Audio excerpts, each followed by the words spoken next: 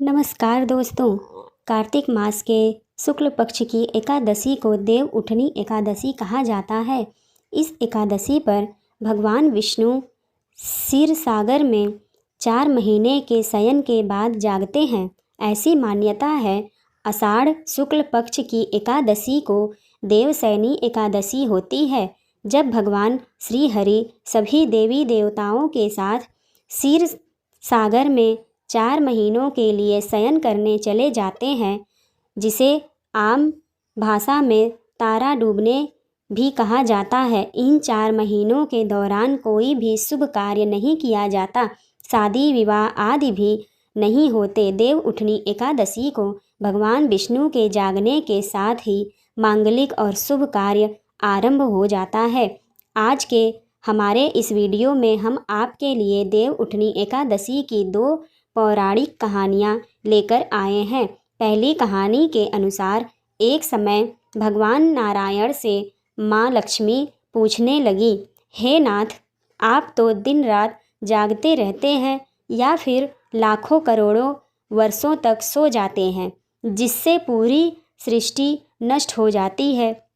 आप नियम से प्रतिवर्ष निद्रा लिया करें, जिससे मुझे भी कुछ समय विश्राम करने का मिल जाया करेगा।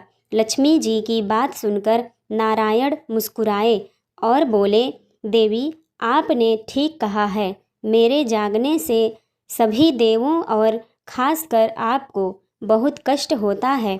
मेरी वजह से आपको भी जरा अवकाश नहीं मिलता, इसलिए आपके कथानुसार आज से मैं प्रतिवर्ष 4 महीने वर्षा ऋतु में शयन किया करूँगा। उस समय आपको और देवों को भी अवकाश मिल जाएगा। मेरी यह निद्रा अल्प निद्रा कहलाएगी, जो मेरे भक्तों के लिए परम कल्याणकारी और मंगलकारी होगा।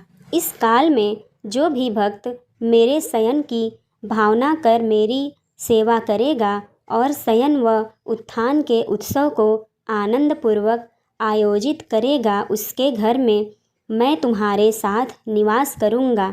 इस प्रकार जो भी भक्त देव उठनी एकादशी के दिन भगवान विष्णु की पूजा आराधना करते हैं, उनके घर में स्वयं नारायण माँ लक्ष्मी के साथ वास करते हैं। देव उठनी एकादशी की एक और प्रचलित कथा के अनुसार एक समय की बात है, किसी नगर में एक राजा रहता था। उसके राज्य में प्रजा बहुत सुखी थी। एकादशी के दिन उनके राज्य में कोई भी अन्न ग्रहण नहीं करता था और ना ही अन्न को बेचता था।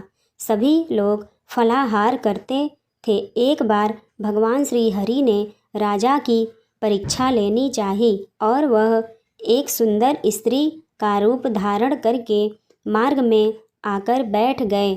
जब राजा वहाँ से गुजरा तो उसने उस स्त्री को देखा और उस स्त्री की सुंदरता को देखकर राजा चकित रह गया।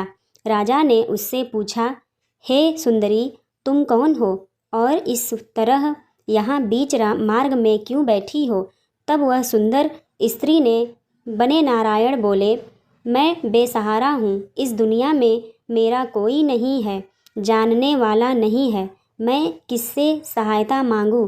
राजा पहले ही उसके रूप पर मोहित हो चुका था, तो उसने उस स्त्री से कहा, तुम मेरे साथ मेरे महल में चलो और मेरी रानी बनकर रहो। यह सुनकर वह स्त्री बोली, मैं तुम्हारी बात मान लूँगी, पर तुम्हें इस राज्य का अधिकार मुझे सौंपना होगा।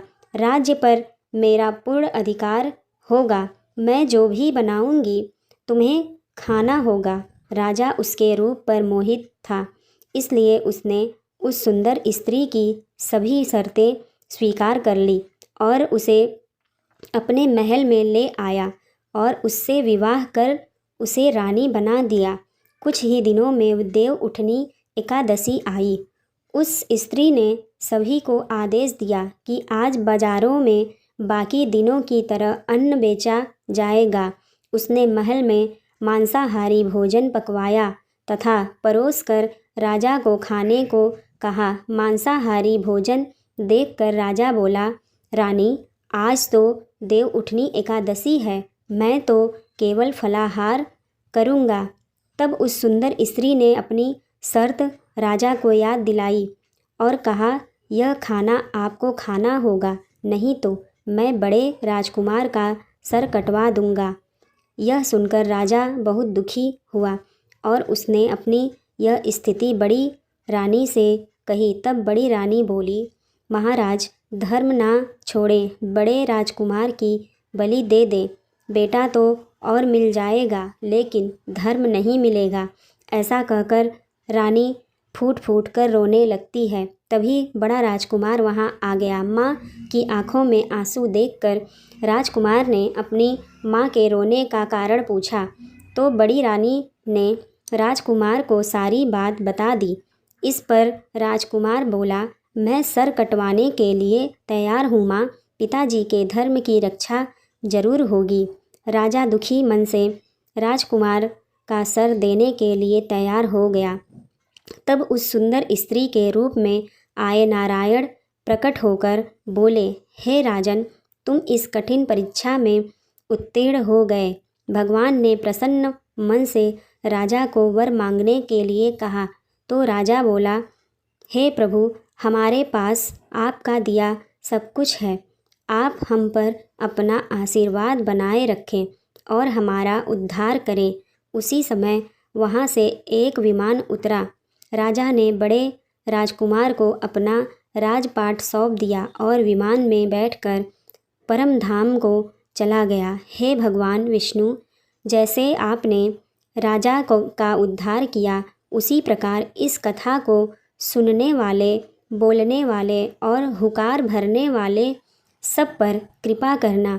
जय श्री हरि विष्णु की।